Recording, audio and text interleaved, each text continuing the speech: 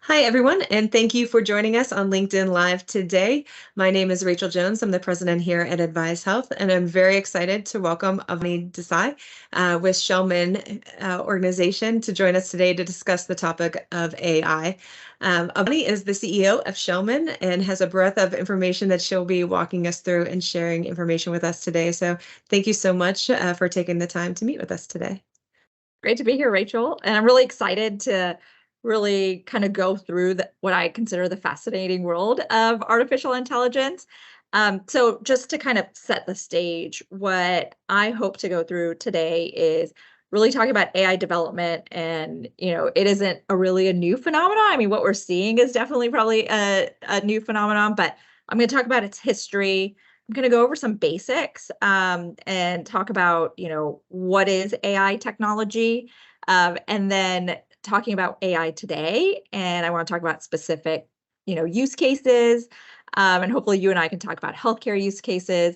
And then, my bread and butter is regulatory compliance and privacy and security. So I'm going to talk a little bit about that.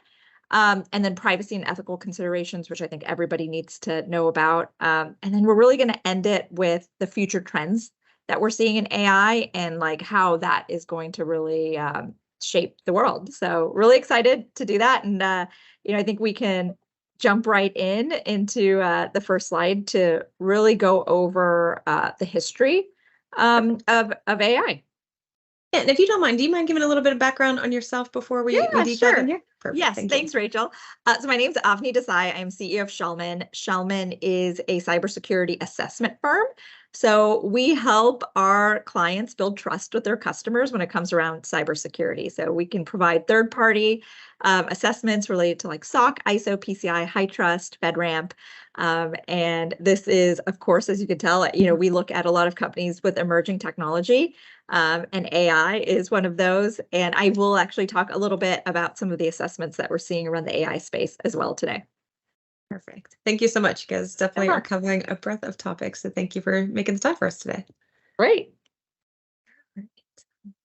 So I think a perfect place, if you want to think about the future, you got to start with the history. And AI has been an intriguing field of R&D since the 1950s.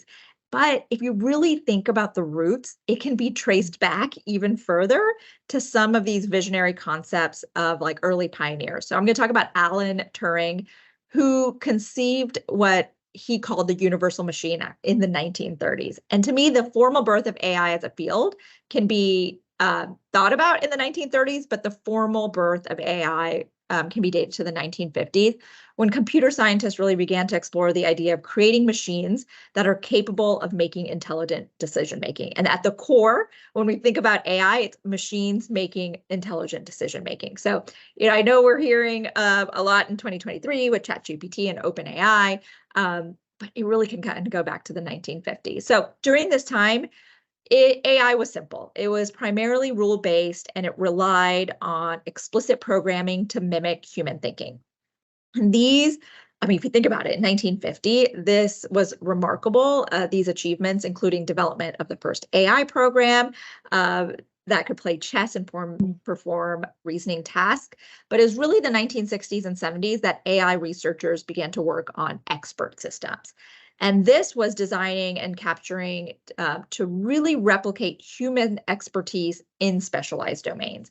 And these systems, again, like the 1950s, were rule-based, but they stored vast amount of knowledge to provide this expert level of advice. So they were limited in their capabilities. Expert systems represented a significant step forward in AI development. So I wanted to give a little bit of history before we go in, because this has been around for a long time. Expert systems, taking repeatable tasks and programming them from an algorithmic perspective. Yeah. So we can move on to the next slide. I want to talk a little bit about the different terms and really simplify AI technology for everyone to understand. And I want to break it down into some key aspects. So first is machine learning. And, this is going to be a little bit of probably technology 101, but I think it's going to paint a better picture as we go into and we talk about AI and the use cases. So machine learning, think of this as teaching computers to learn from examples. So it involves creating algorithms that can recognize patterns in data. Picture giving a computer the ability to analyze, numerous examples and then make predictions or decisions based on what it's learned. And we've seen this. This is incredibly useful in applications like predicting customer preference, diagnosing disease, playing chess. We saw that from a healthcare perspective, identifying fraud, when we've seen a lot of data, being able to say, these are the types of algorithms and these are type of red flags from a fraud perspective. So that's machine learning. Next, let's talk about natural language processing, or what we call it NLP. So NLP focuses on making computers understand and work with human language.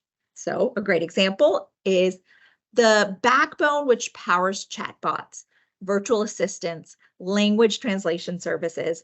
NLP helps computers read, understand, and respond to text or speech. So if you need an application to change from English to French, that's using NLP, right? It's that language translation.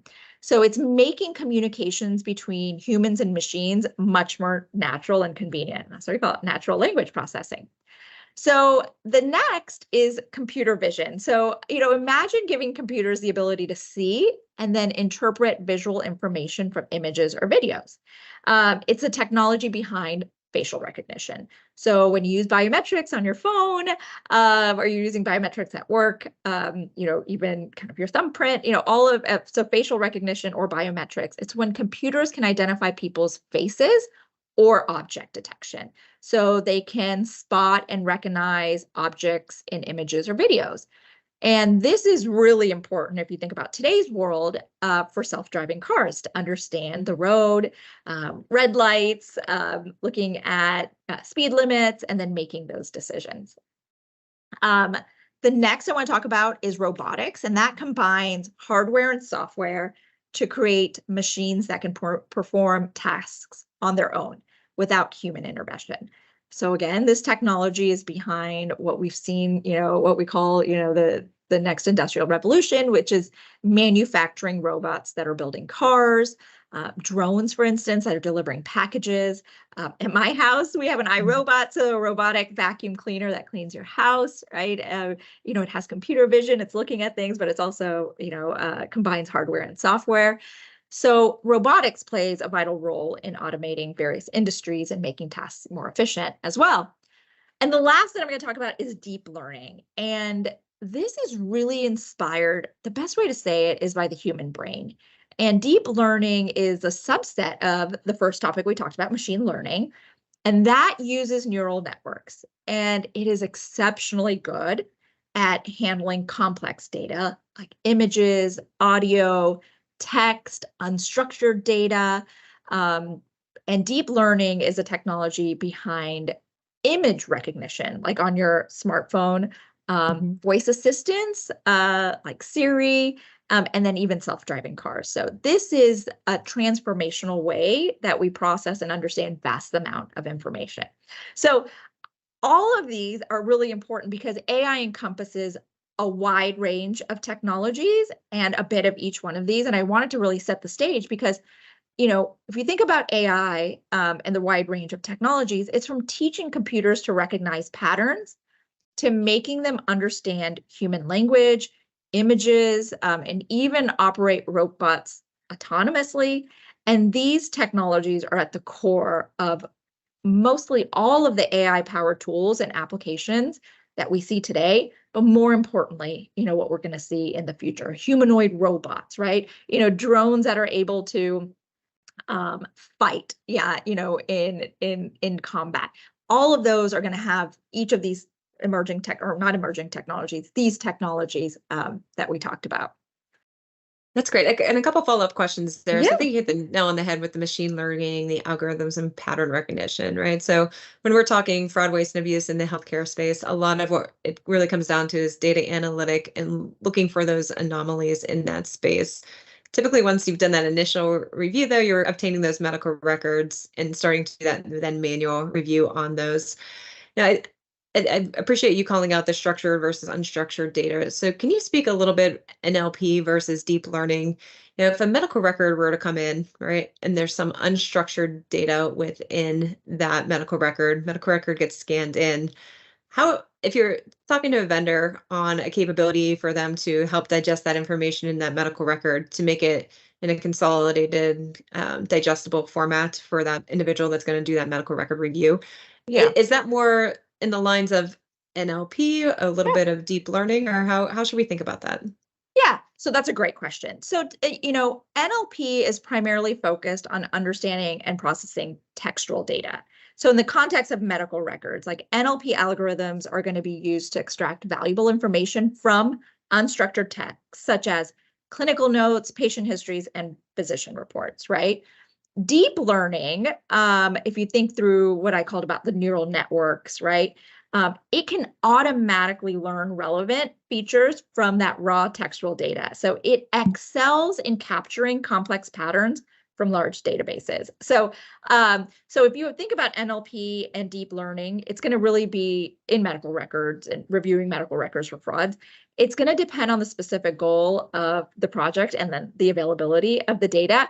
To me, NLP is well suited for information extraction, semantic analysis, and structured data generation from textual records. But then deep learning, on the other hand, is going to excel at, let's think about like text involving feature learning, sequence to sequence modeling, and then image analysis. So to me, it's a combination of both NLP and deep learning that is going to really yield the best results, especially in what you probably see all the time, complex healthcare applications where there's going to be both text and images. So hopefully that answered that question. Yeah, definitely. Thank you. Yeah. So let's go to the next slide to talk about AI today. And I think we have a really good basis on what AI is. And if you have any additional questions, just let me know. But so let's talk about the world now. And I know there's just 2 bullets on here, but I think these are 2 really important bullets. So the AI landscape today is so radically different. I talked about the 1930s and the 50s and the 70s and 80s. It's so different from the past. And thanks to remarkable advancements and innovative approaches that have really transformed our interaction with technology. So I want to talk about the current AI landscape and what sets it apart from the past before I start getting into regulatory compliance a bit. So AI has seamlessly integrated into various industries, and it has and it will revolutionize the way that they operate. If you thought about AI before, we talked a bit about Watson, we talked about, Deep Blue, the chess match. That was really all confined. Watson not, Watson was being used in corporate America, but all of the other AI that we saw historically was confined to research labs. And it's no longer that. And it is integral part of sectors such as healthcare. I mean, healthcare is so data focused, and we talked about complex data sets. Like AI is perfect for those complex sectors. Finance, marketing, not marketing, manufacturing, where you have a lot of tasks and a lot more. So AI-powered applications have become mission-critical tools for businesses because they're offering insights, automating tasks, they're enhancing decision-making processes, but then also predictive maintenance in factories to personalized healthcare recommendations. It's the driving force behind 2 things which are really important as we go into, the next year and probably the next decade, which is efficiency and innovation. So let's talk about generative AI, and this is going to be OpenAI and GPTs. So one of the most significant breakthroughs in 2023 is generative AI with open AI that's leading the charge to it. So generative AI is powered by models like GPT series. So GPT means generative pre-trained transformers. And you've probably heard about GPT-3 and GPT-4. This has completely changed the game in natural language processing and NLP. So models like GPT-3 and GPT-4 that just came out, they have the capacity, and this is really important when we talk about today, they have the capacity to understand, generate, and manipulate text at a level that we could have not even previously imagined. So a good example is they can compose articles, answer questions, generate code, translate languages, and they can even engage, and this is like, to me, like, or anyone who's really into AI, like mind-blowing, creative writing. And they do it all with human-like fluency. So this technology opens up new frontiers in so many different areas. Content generation, again, virtual assistants, human-machine interaction, and this is really redefining the way that we communicate and we access information. So, like, in essence, today's AI landscape and the future landscape, it's going to be marked by integrating AI into everyday life and the ability to generate like human-like text and content. And these advancements have elevated AI from, what we talked about, but like machine learning, taking data, using an algorithm, and, coming up with a solution from that, to really powerful, practical, everyday, real world transformative force that is reshaping the way that we work, the way we live, the way we communicate with technology. So that's the difference between, I talked about all of those other types of technology, and then this is generative AI, where we are today. And like if you can leave with one thing, it is going to be, GPT models have the capacity to understand, generate, and manipulate text at a level that was never done before. So that's open AI and GPTs and generative AI, and that's where we're going to continue to see AI follow. Yeah. And I think a good call out on the GPT is it's extremely user friendly, that any layman can go in from a beginner, and you're literally just typing in basic questions, right? Like, what are you trying to achieve? Do I need a job description for XYZ? And you can really just start by typing out real basic commands in there, and it's going to just globally pull in that information and give an initial recommendation that you can kind of fine tune, right? So I think, well, we tend to think real high level, right? When we hear AI, of what are those analytical solutions and things like that. Really in day-to-day admin operational work as well, there's a lot of opportunity to improve the efficiencies of your department by using GPTs to assist with some of the letter generation and items like that, where you're spending a lot of time coming up with the creative wording or that exact wording. Obviously, always are going to want those to have additional reviews from a legal compliance standpoint, right? But I think to get you that ball rolling and help create those initial templates, I think a real great opportunity for individuals that maybe are facing a leaner budget going into the new year, trying to do more with less, or maximize what they've got. I think GPTs are a really good solution, where if they spend a day or so just messing around in the applications, really start to have probably some really good impacts on what they could do within their internal departments to drive some efficiencies. 100%. You said two things that I think are also very important too.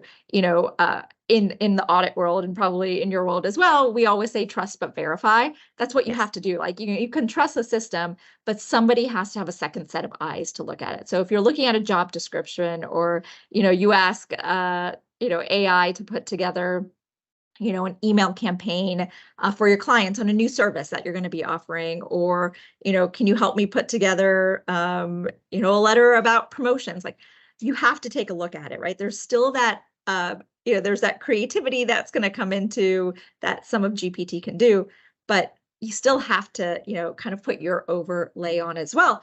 But then you also have to remember that the data that is in the model, is not always accurate. You've probably heard people say hallucinations that are out there.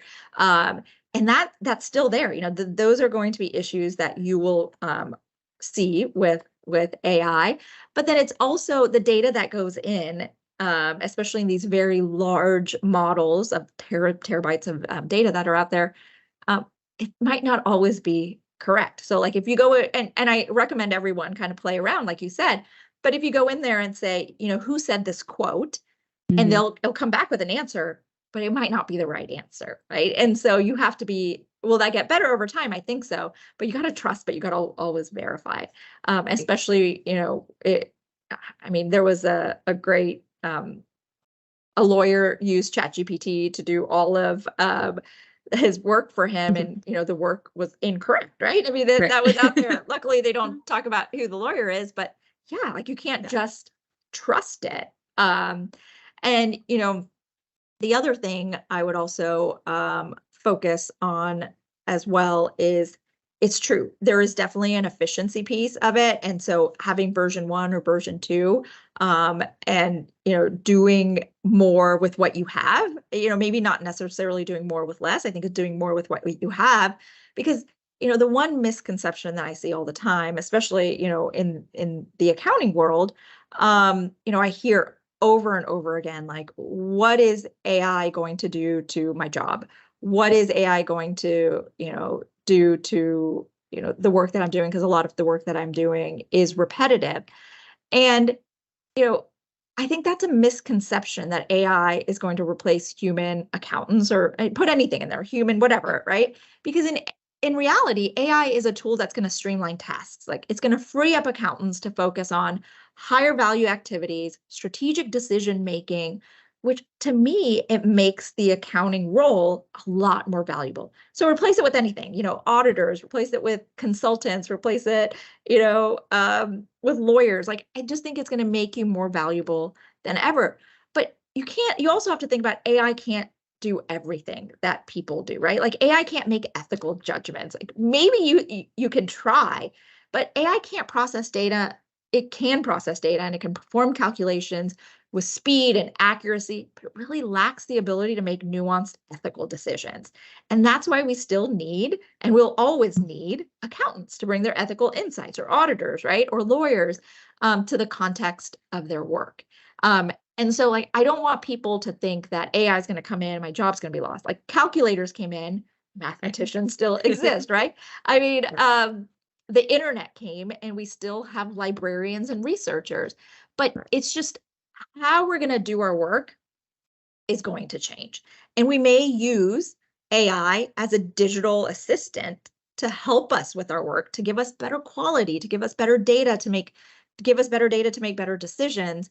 But we shouldn't be misguided that there's a belief out there that AI is going to replace humans, especially in our fields. Yeah, I appreciate that. You did reference one term that I think is coming up more and more often. So if we can dig into that a little bit more. Now you referenced the term hallucination. Can you speak a little bit more on that note? Because I think it's catching up on just trends and pop culture hallucinations a little bit. But if you can anchor on that a little bit more so people are familiar if they hear that term. Yeah, so it's funny because you say that and people are like, is that really a true term? And I was like, yes, actually a true AI Yeah. term. So so hallucinations in the context of GPT models refer to the generation of text that appears to be creative and imaginative, but lacks factual or objective basis. Like, I don't know if that's the exact term that's out there, but Sure. that's kind of how I would see it. And so these hallucinations occur when the model generates content that's not based on real world information, but it stems from things like training data and the patterns that it has learned. So whatever you put in, and the GPT answers it, right? Mhm. And you ask it the next question, you're training the data, or you're telling the GPT it's correct. So let me give you, maybe I can give an example. So if you prompt GPT with a question like, describe a fictional animal that has wings made of fire, right? Mhm. So the model might generate a description of an animal, even though it doesn't exist. And this Mhm. creative response is considered a form of hallucination because the model is generating content beyond the factual information. So note that GPT models don't possess, there's no consciousness or creativity or awareness. They generate text based on patterns in the data that we train them on. And then those inputs that it says yes or no, it's all provided by the users. So hallucinations are the result of the model's ability to extrapolate from training data, to generate like these imaginative responses based on those patterns. So why is this really important? Because the end user, you and me, we have to exercise caution when we're relying on this information or interpreting this information that comes from the AI model, because again, like the root is it may not be accurate or factually grounded. So we're thinking through the other examples of AI that we referenced on the previous slide. Should we be thinking of hallucinations applicable to those as well? And is it really the quality of the data that you're inputting within those applications, or are hallucinations a little more specific to the GPT environment? It is more, it is focusing on GPT, yes. Because if you think about like natural language processing and like text generation, it's not producing content. Like, I think that's like the big thing with GPT, like when we talked about it, it's like it's producing content. Like if you looked at other things like machine learning, what is it doing? It is taking the data that it has and it's pulling information out. But if you think of creating content, that's when you're going to get creative generation, bias and misinformation, lack of context. Like models don't always, the other models are more data algorithm focused. I hope that makes sense. Yep, kind of the difference. Yeah. Yeah. Perfect. All right, we'll move forward here onto the next slide. Thank you for that. Yeah. So now we're kind of getting into my wheelhouse of regulatory compliance. And I want to start this by saying that it's the first time in my 20 years of kind of history of being in compliance where I've seen usually technology outpaces regulation and framework. And this is the first time that I've seen that like the regulatory environment globally has come together to explore the critical aspects of regulatory compliance in AI. So it's super exciting for someone who's a technologist and in regulatory. Like, it's like, wow, thank you. Like, I'm so glad to see that, technology isn't outpacing the regulatory framework. So that's just one thing. So there are several standards and regulations that are shaping and I'm going to say this word, and I think it's really important. It's the responsible development and deployment of AI technology. So you're going to hear a couple of things. Trustworthy AI is something that you might hear, responsible AI, and all of this is at the development of AI technology. So probably all have heard the White House came out with the executive order, and that I'm going to talk about number one, but this order establishes new standards for AI safety and security, and its whole focus is to protect Americans' privacy, advance equity and civil rights, and stand up for consumers and workers. At the same time, it wants AI to succeed. If you read the order, it also promotes innovation, competition, and it advances American leadership in AI worldwide. So this is really exciting that this is coming from the White House. If you have time, if you go onto the Schellman blog, we actually break up the executive order and to talk about, all the aspects of it. And it is really, it's pretty amazing what has come from the White House on this, specifically to trustworthy and responsible AI. The next is NIST AI has come out with a risk management framework. And this is intended for voluntary use and again, also aims to improve the ability of incorporating, you're going to hear this word again, and this is what it says in the framework, trustworthiness into the design, development, use, and evaluation of AI products, services, and systems. ISO, which is the International Standards Organization, has come out with ISO 42001. We were supposed to get the final last week, but it's not there yet, but it will be the first international management system standard for AI. And this will become essential if a company wants to show to the world, it's a certification, to manage risks and, again, safe implementation. Like you're hearing, I mean, it's a really similar between all of these frameworks, and then fostering trust among the stakeholders.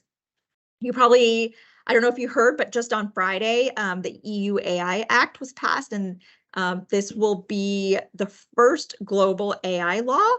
There was a little bit of complication because of the sudden rise of generative AI producing human-like work. So there was a bit of a make or break moment about 2 weeks ago, but that was passed. And again, I just put together a blog if someone's interested in knowing kind of all the areas of the EU AI Act and what this means for companies that are doing work in the EU. The Schellman blog will have that if you're interested in that. Two things that I also think are really important, especially from a healthcare perspective. So HITRUST, which is the certification organization that oversees healthcare. HITRUST introduced the industry's first AI assurance program, and that was emphasizing risk management and the secure and sustainable use of AI. And it includes guidance for AI risk management and the approach for industry collaboration. So really excited for HITRUST to have that AI assurance program. And for the healthcare industry, it's definitely important. And then the last is a Cloud Security Alliance. They have something called the CCM, which is the Cloud Control Matrix. And if you take a look at their control matrix, which takes all of the frameworks together from HIPAA to COSO to HITRUST to PCI, they have made sure that AI is incorporated in that. So again, there's just a lot of great frameworks from a global perspective that are coming together to make sure trustworthy and responsible AI during the development process. So tons of new information is what it sounds like. So I think anytime I hear that, a couple things to ground on typically. One, if you're a department within your health plan, make sure you're consulting with your compliance team or Correct. whoever your compliance resource would be. Especially, it sounds like a lot of this information is getting updated almost on a weekly, bi-weekly basis right now, which is extremely exciting on an international perspective. And then I also heard the key term on HITRUST, right? Whenever we're in healthcare, and I think a lot of us that have been in the SIU space and you're speaking with vendors in that space, right? You're always hearing SOC 2 and HITRUST. Have you done assessments? What does that look like? So if I'm a health plan that's looking to have a conversation with a vendor who has an application in fraud, waste, and abuse that's doing some data analytic AI type work, what are some of the questions we should be asking specific to HITRUST when we're thinking from an AI trustworthy type of concept there when we're having those conversations with the vendors? Well, one, I think it's good to make sure that they've gone through the HITRUST certification and get that. But I think there's a lot of other things that you should ask for as well. Like one, data privacy and security. So how is patient data collected and stored? How is a vendor complying with data privacy regulations such as, HIPAA? Is there a HITRUST certification? How are you? What measures are in place to safeguard confidential information? But I also think, that you probably have always asked, when you're working with a vendor. But specific to AI, I think AI transparency is really important. So can the vendor explain how the AI algorithm works and how the AI algorithm makes decisions? Because there's a couple of things you want. You want the AI system to be transparent in its reasoning, and you want to make sure that whoever the end user is understands how it's coming to that decision and understands the recommendations that they're getting. And that is so important. Like, transparency needs to be at the forefront of, when you're talking to a vendor, because you're going to make decisions based on that, right? You're going to take that information and you're going to make decisions on your end, patient information, healthcare information, fraud information, right? And that is different than when we've used third parties before. The next one, which I don't think is very different, because when you use a third party, you ask about, has the AI system been validated and tested for performance? Well, any system. But here's one, when you talk about accuracy and validation, but how accurate are the AI-driven predictions or recommendations? And what is the margin of error? Like you need to know that before you engage with a third party. And those are probably the couple of questions. Everything else, interoperability, like, regulatory compliance, training and support, ROI. But there's probably one more that I just thought about, the ethical consideration. So how does the vendor address ethical concerns such as bias? Like there is definitely bias in AI algorithms, right? You're putting data in and it's making decisions. So bias in AI algorithms and fairness in healthcare decision making, what have they done to mitigate that risk? And then also, are there mechanisms in place to ensure that AI-driven recommendations align with ethical and medical guidelines, right? I think that's different from a healthcare perspective too. So I know I gave a lot to you, but those are questions that you should have at the forefront when thinking about AI-driven applications in healthcare. It's extremely helpful. Thank you for sharing this. Yeah. All right. I'm going to go ahead here over to privacy and ethical considerations. Yeah. So, in the realm of privacy and ethics, this is probably what you're hearing about a lot in on the news or what people are scared of. So I want to talk about the risks, and then we'll talk a bit about the ways to mitigate it. So the number one risk when it comes to data privacy is going to be the unintentional collection and storing of personal data, which is then going to lead to privacy breaches, right? And if that happens, then you're going to collect data and you're going to be non-compliant with data protection regulations such as GDPR or CCPA, right? And so how do you do that? Well, you don't put in data that has PHI or PII, right? Anonymized information. You shouldn't be taking an entire database and putting it into your language model, right? Because it's going to take that data, even maybe if it's anonymized, but then you put in multiple data sets, it's going to take those multiple data sets and it's going to start figuring it out, right? And so that is the risk when it comes to like privacy and ethical considerations. Some of the other ones is like mishandling of personal data is going to erode the trust in the organization, and you're going to get that trust and reputation damage that's there. And then AI algorithms can generate sensitive information or discriminatory content, and I think that's going to perpetuate the biases in there, especially if the language model is trained on that.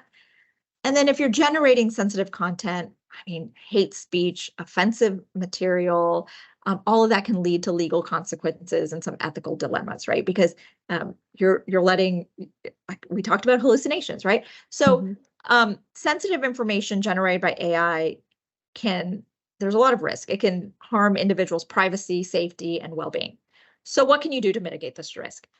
Anybody who's deciding to go and build their own AI strategy needs to have an acceptable use policy. And I know that's sounds so simple, but it's really important. What type of data are you going to put in? What is acceptable? What is not acceptable? Are you going to use a private instance? Are you going to use a public instance?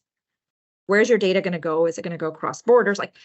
All of that needs to be figured out before you even kind of go down the line of building or using an AI model.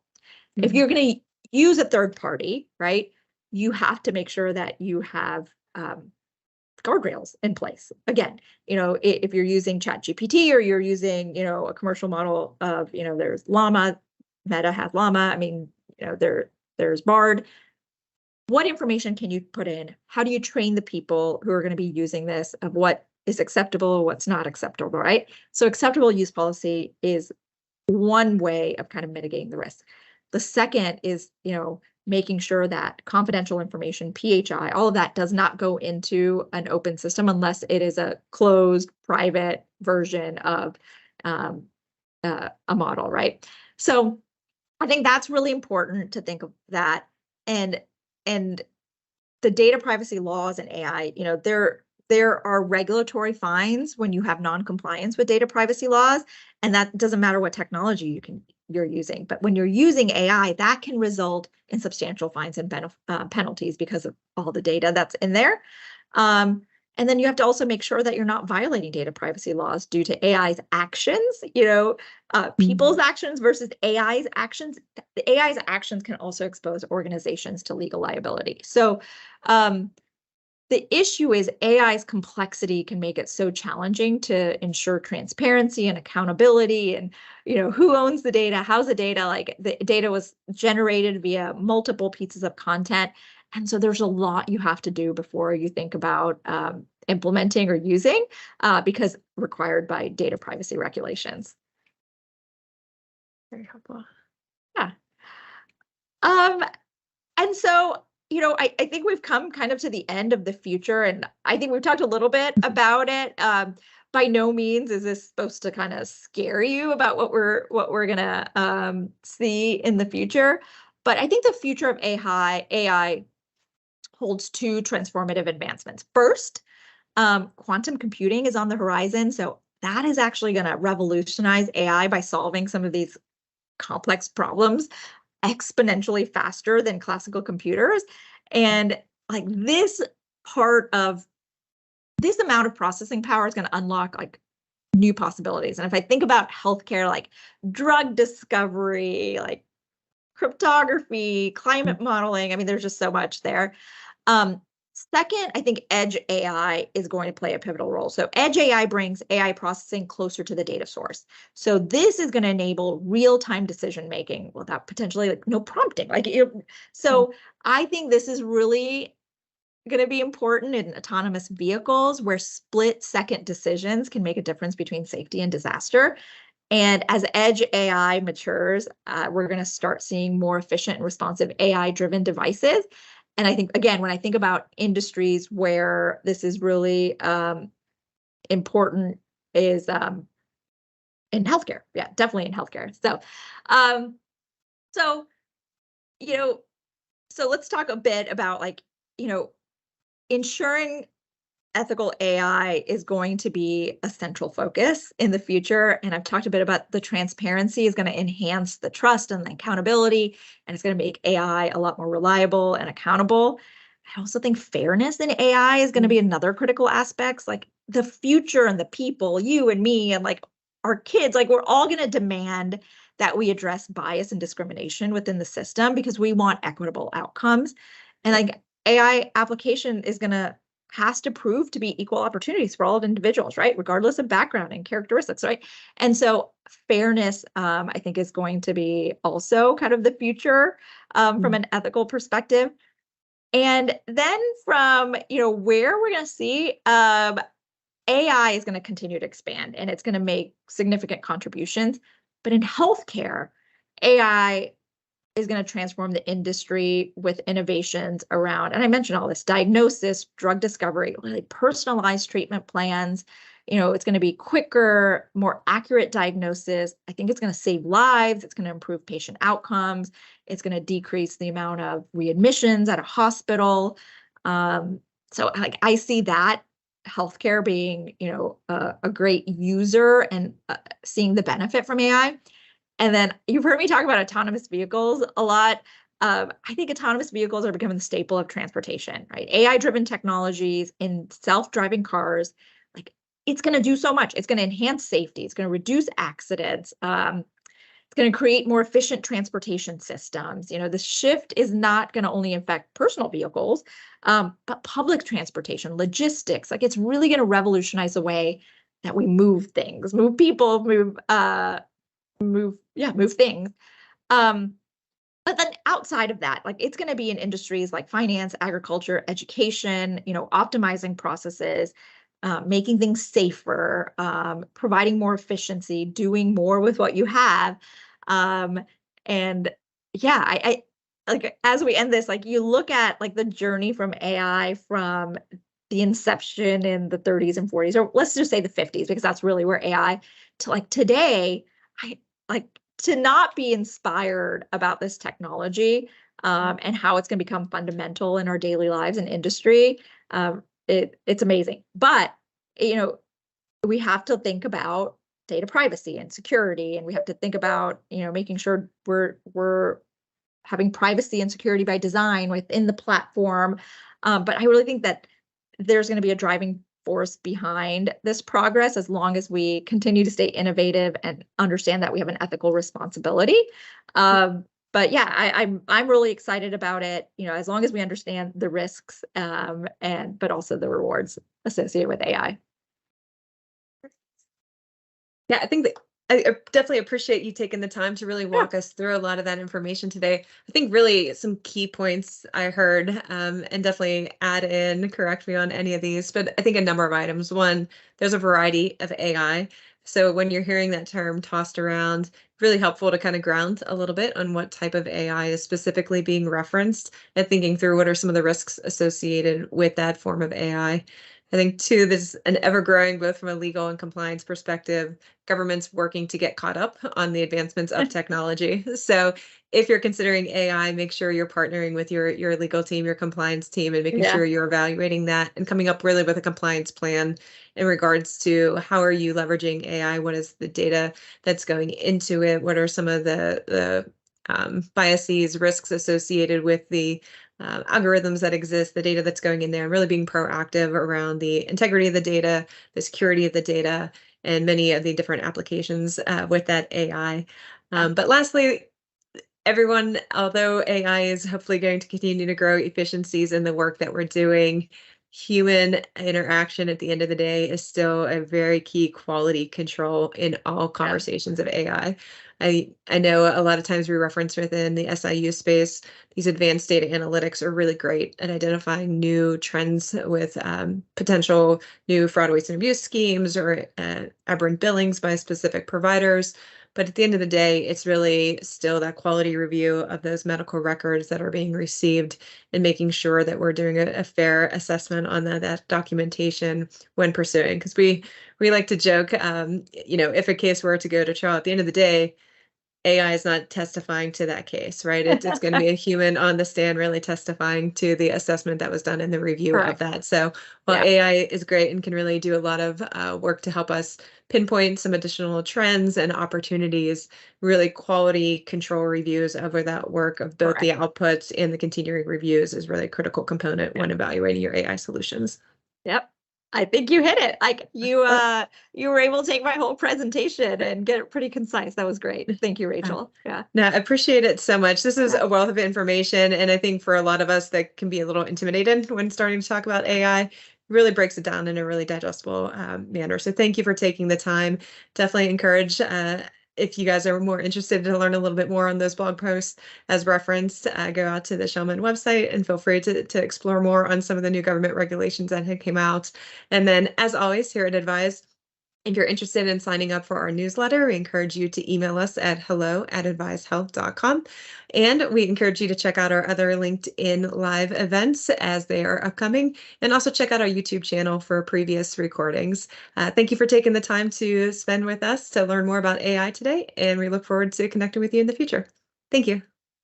Thanks.